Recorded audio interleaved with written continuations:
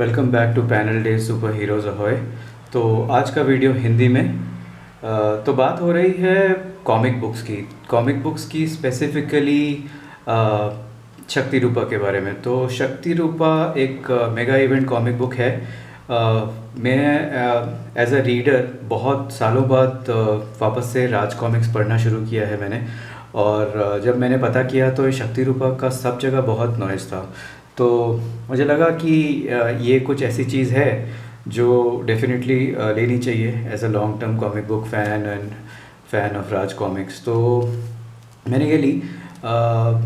इसके बारे में मैं ज़्यादा क्रिटिसिज्म नहीं करना चाहूँगा इस वीडियो में। मैं आपको ऐसे ही एक छोटा सा एनालिसिस, मेरे थोड़े से ऑब्जर्वेशंस और थोड़ा आर्ट का फ्लिप थ्रू का कॉन्सेप्ट मुझे इसलिए अच्छा लगता है क्योंकि एक तरह तो आप बुक तो पढ़ ही सकते हैं जब आप एक कोई बुक लेके पूरा बुक पढ़ें। एक होता है रिव्यू और एनालिसिस, तीसरा होता है कुछ वीडियोस जिसमें आपको पूरी स्टोरी और पैनल्स देखने को मिलते हैं। फ्लिप थ्रू में क्या होता है, एज अ एक फेलो रीडर के साथ आप कॉमिक की एक कमेंट्री देख सकते हैं, उसमें कॉमिक्स के उनके व्यूज़ समझ सकते हैं। तो इसी तरह मैं इस वीडियो में आज शक्ति रूपा यथारूप का एक फ्लिप थ्रू करूँगा। हालांकि ये 300 पेज की कॉमिक बुक है तो फ्लिप थ्रू में थोड़ी सी टफ पड़ेगी, बट चलिए देखते हैं क्या होता है। तो शक्ति रूपा बेसिकली इसमें before I start with the flip through मैं इसके बारे में एक ऑब्जर्वेशन शेयर करना चाहूँगा। इस बुक में बहुत सारी थीम्स हैं, तो इसका ऑब्वियसली जो कॉन्सेप्ट है वो बहुत एम्बिशियस है। अनुपम सिन्हा जी ने करीब काफ़ी साल इसमें लगाए हैं इसका स्टोरी के बारे में कंसीव करके, और उसमें क्या क्या थीम्स उनको दिखानी है उनको। बट मुझे क्या लगता है ये बहुत ज़्यादा एक पर्सनल और बहुत एक लेबर ऑफ लव टाइप का प्रोजेक्ट है, जिसमें उन्होंने वही करा है जो वो करना चाहते थे। इसमें कुछ कॉम्प्रोमाइज़ेज़ और कॉन्फ्लिक्ट्स वगैरह नहीं है। तो एक चीज़ मुझे इसमें लगी कि कैरेक्टर्स बहुत सारे आते हैं। जो हमारा करंट पोर्टल दिखाया गया है कॉमिक बुक का, राजनगर, उसमें कैरेक्टर्स आते हैं। तो ये कुछ ग्रीक माइथोलॉजी टाइप के कैरेक्टर्स आपको दिखेंगे, कुछ जैसे वंडर वुमन फिल्म्स में होते हैं वैसे कैरेक्टर्स दिखेंगे, वेरी स्ट्रॉन्ग फीमेल कैरेक्टर्स। और एक अल्टरनेट यूनिवर्स दिखाया गया है जिसमें female are the primary gender. तो ये जब कैरेक्टर्स हमारे प्रेजेंट वर्ल्ड में आते हैं तो क्या क्या होता है, तो इसमें यही सारी थीम्स हैं। थोड़ी थोड़ी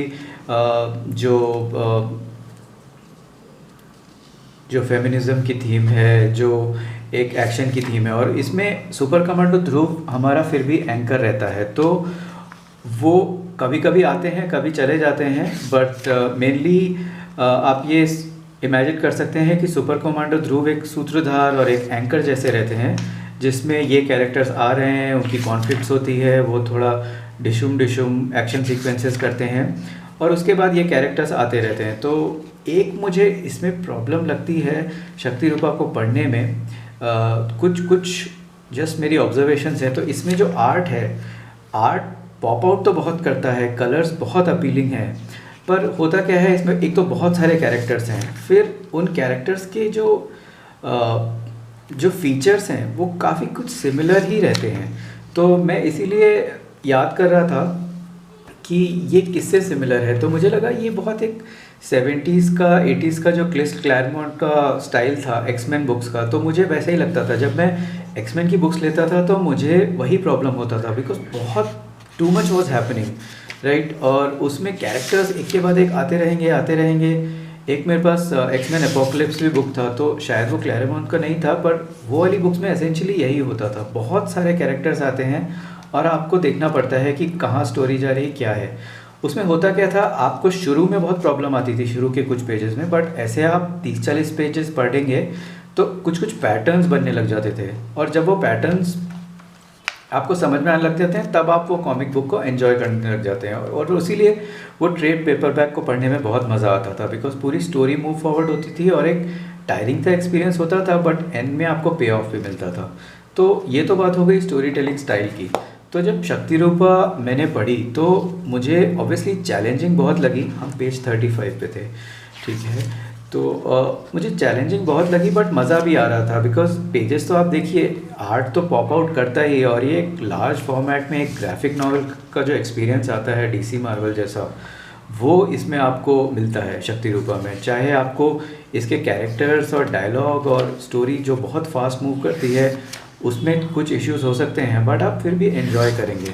आपको शायद टाइम ज़्यादा लग सकता है, आप एक सिटिंग में नहीं 3-4 सिटिंग में उसको पढ़ने का ट्राई करेंगे, पर ओवरऑल इसको मज़ा आता है। और ये शक्ति रूपा मुझे क्या लगता है, ये एक ऐसी बुक है जो चैलेंजिंग ज़रूर है, बट अगर ऐसी बुक्स ना हो तो मज़ा ही क्या है। सारी बुक्स अगर वही प्रेडिक्टेबल पैटर्न पे चलते रहे, कोई प्रीवियसली एग्जिस्टिंग सीरीज़ का या तो फिर उसका एक्सटेंशन या वही वही थीम्स चलती रहे, सर्व सर्व सर्व, नाग नाग नाग, पर, तो मज़ा नहीं आता। तो ये बहुत ज़रूरी है एक पैलेट चेंजर के लिए, जो पैलेट को क्लेंस करने के लिए ऐसी बुक्स का होना जो आपको चैलेंज करें या बार बार अपने रीडिंग शेल्फ में देखें तो ऐसी बुक लगे कि यार ये मुझे पढ़नी है या ये मुझे रिविज़िट करनी है। तो ये शक्ति रूपा मुझे अच्छा लगता है। मैं इसका किंडल वर्जन भी पढ़ता हूँ। ये बहुत अच्छी बात है कि राज कॉमिक्स मनोज गुप्ता जी ने इसको किंडल अनलिमिटेड तक में दिया है। तो अगर आप अनलिमिटेड के यूज़र हैं,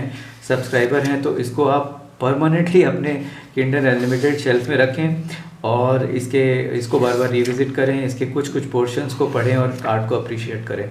तो मैं स्टोरी का तो ज़्यादा इसमें एनालिसिस या विश्लेषण नहीं दे सकता, बट मेनली शक्ति रूपा में वही है। इसमें 3 पार्ट हैं। इसमें पहला पार्ट है स्त्री भू, फिर सिंधुनाथ, और लास्ट पार्ट जो बहुत कंट्रोवर्शियल भी हो गया था वो है मृत्यु रूपा। तो इसमें स्टोरी चलती रहती है और आपको पता भी नहीं चलेगा कि क्या हो रहा है।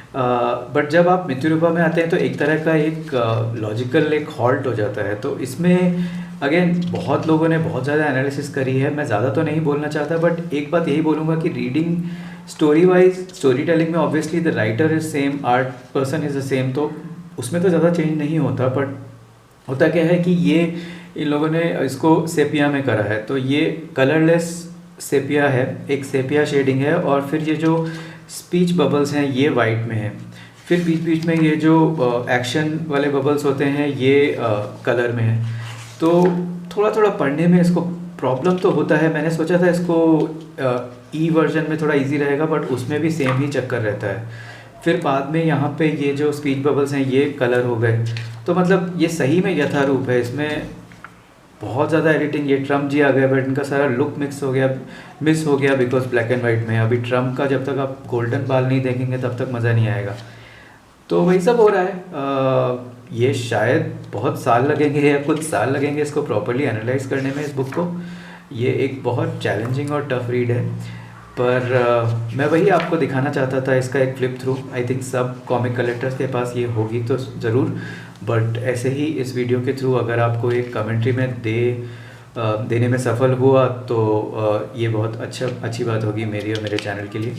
ये कुछ और बोनस पेजेस हैं। इसमें अगेन अनुपम सिन्हा जी ने कैरेक्टर्स का ग्राफ दिया है, फिर ये कवर स्टेजेस है, कवर गैलरी है, फिर शक्ति रूपा का जो निर्माण है, कैसे अलग अलग स्टेप्स और चरण में होता है, आइडिया और उसके बाद स्क्रिप्ट और उसके बाद फाइनल एडिटिंग। तो ये उसका थोड़ा सा ग्लिम्स है। फिर ये एक ऐड है। तो यही हुई शक्ति रूपा की थोड़ी सी कमेंट्री और मेरी ऑब्जर्वेशंस।